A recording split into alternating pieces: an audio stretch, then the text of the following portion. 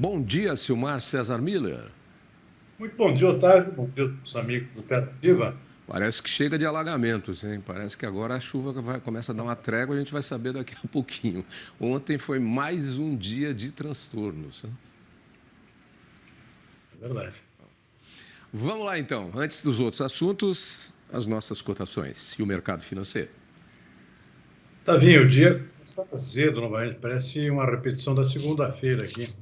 Parece que havia uma calmaria ontem nos mercados financeiros globais, depois daquele episódio de quebra de dois bancos americanos, mas a turbulência voltou hoje, quarta-feira, com a notícia de que também um banco suíço, e olha só, Banco Suíço, o Credit Suisse, também está com dificuldades financeiras e as ações do banco despencaram em quase 30%.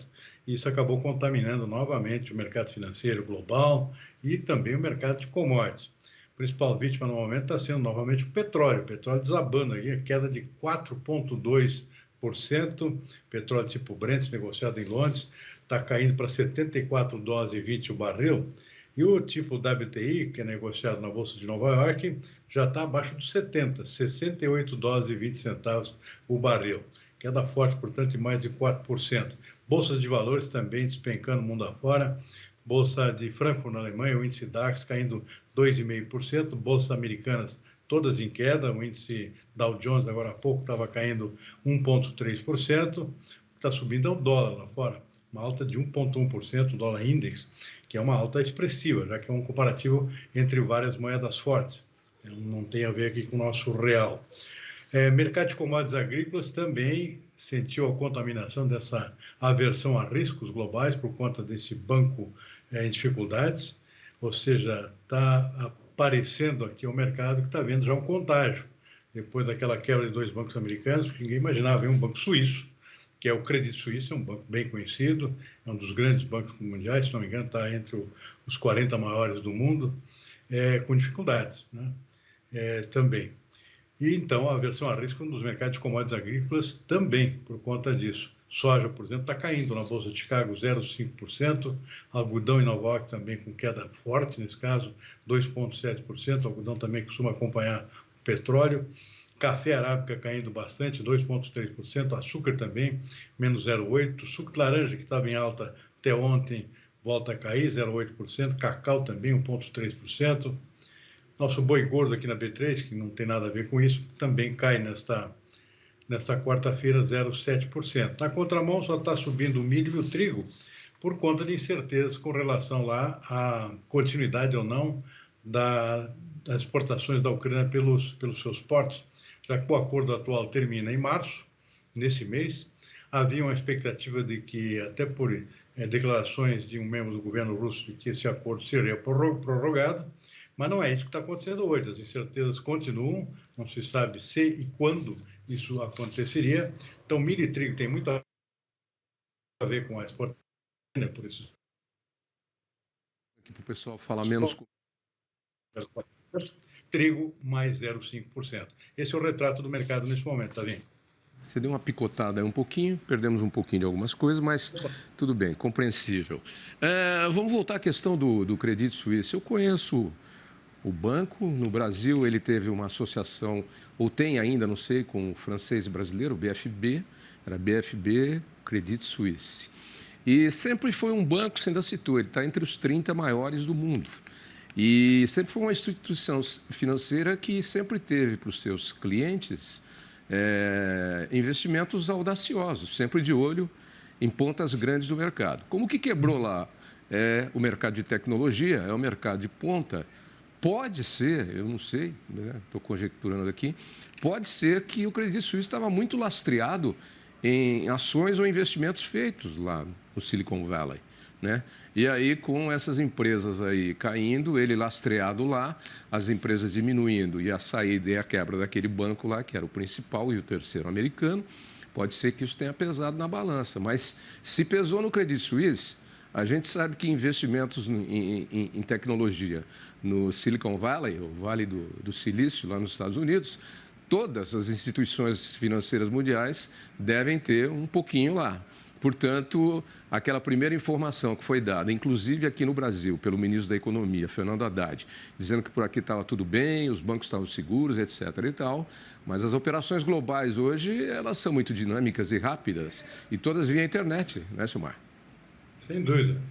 Bom, o fato é que são vários fatores que estão por trás dessa situação de alguns bancos, não é, eu acho que é o único caso, outros casos possivelmente vão aparecer, tem tudo a ver com recessão das economias principais, é o caso dos Estados Unidos e da própria Europa, e por trás disso tem Covid, tem os reflexos da Covid, tem principalmente o reflexo da guerra da Ucrânia, as restrições o abastecimento de petróleo e de gás da Rússia, tudo isso acabou provocando uma queda bastante grande na atividade econômica, tanto nos Estados Unidos quanto na Europa. E com o aumento de juros como consequência, inflação subindo, juros subindo também para conter a inflação, isso tudo desorganiza o próprio sistema bancário, né? Ou seja, são mudanças muito rápidas e muito grandes, num sistema que está acostumado com a estabilidade global, ou seja, juros nesses bancos grandes, nessas duas grandes economias, as oscilações eram 0,20%, 0,5%, nada mais que isso. Agora nós estamos vendo aqui juros na casa dos 6%, inflação acima de 10%, como é o caso da Inglaterra, ou seja, uma situação totalmente diferente do que é convencional. E isso está, claro, provocando uma movimentação diferente aqui também no balanço dos bancos, tudo isso causa problema, causa inquietações. No caso desse banco suíço aqui, seu principal acionista, que se não me engano é um indiano, se negou a aportar lá recursos para tentar controlar o caixa do banco. Houve muitos saques ultimamente nesse banco, e, claro, o cliente do banco, o investidor, fica preocupado com rumores, acaba sacando seu dinheiro lá e a crise só piora por conta disso. E ele se negou a aportar recursos lá para dar uma capitalizada no banco, e aí sim a coisa se aprofundou e apareceu na mídia hoje esse tombo aqui de 30% nas ações desse banco. Isso, em suma, preocupações globais e contaminação em outros ativos, tanto no mercado financeiro quanto no mercado de commodities também. Indianos são muito ativos nesse mercado da nova tecnologia e da internet, tanto com cientistas como com investidores.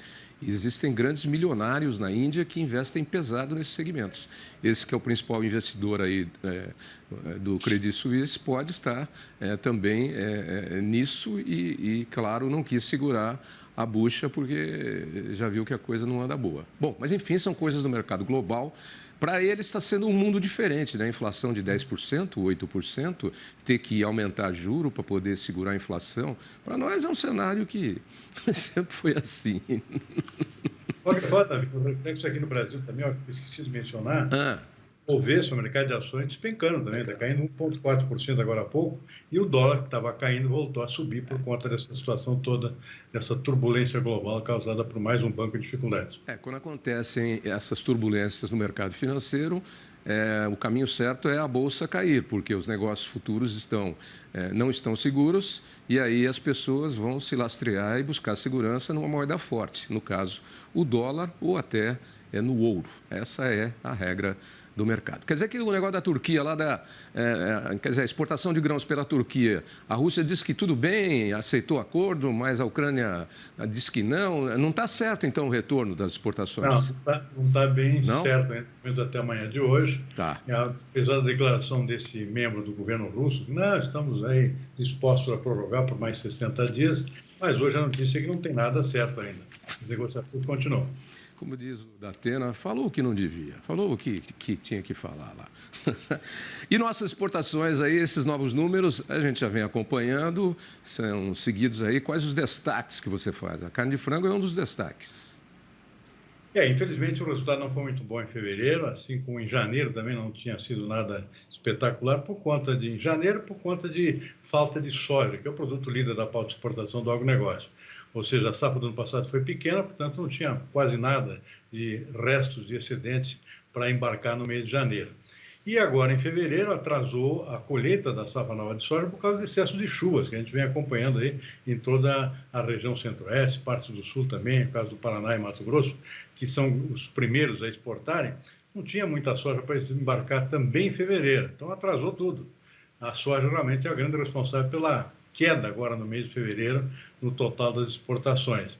A partir de março, a situação começa a se normalizar, isso, os embarques de soja já estão crescendo bastante, a situação se normaliza, e aí a tendência é dar uma normalizada com um crescimento constante aqui das exportações daqui para frente.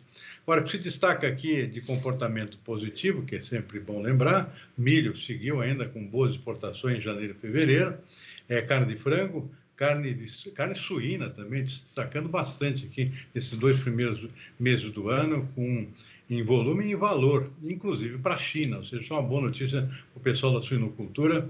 Parece que a coisa está voltando a crescer em termos de exportações depois da queda do ano passado, né? Por conta da saída, da redução das compras da China, melhor dizendo. Frango também, inclusive com a China comprando alguma coisa, mas mais o Oriente Médio, com exportações indo muito bem.